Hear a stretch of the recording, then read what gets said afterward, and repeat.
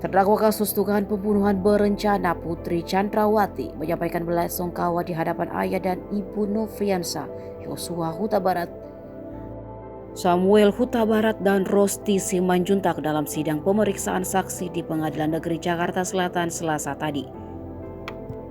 Akan tetapi Rosti terlihat memalingkan wajah ke arah kiri saat Putri menyampaikan ucapan bela sungkawa itu. Dalam tayangan siaran langsung sidang yang dia siarkan secara streaming, hakim memberikan kesempatan kepada Putri dan suaminya Ferdy Sambo untuk menyampaikan pernyataan sebelum menskor sidang. Ferdy Sambo yang pertama kali meminta maaf kepada orang tua Yosua. Saat giliran Putri, suara perempuan itu terdengar bergetar. Sepanjang Putri menyampaikan pernyataan, Rosti memilih memalingkan wajah ke sebelah kiri.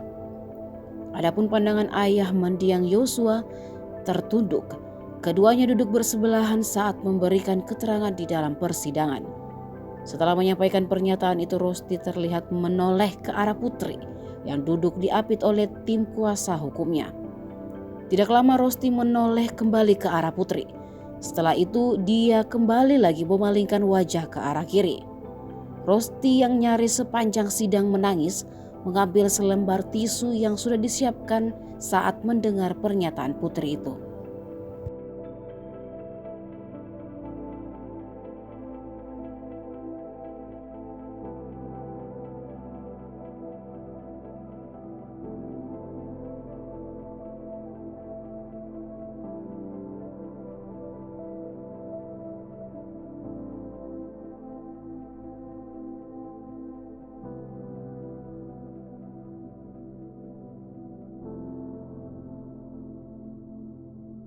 Terima kasih sudah nonton.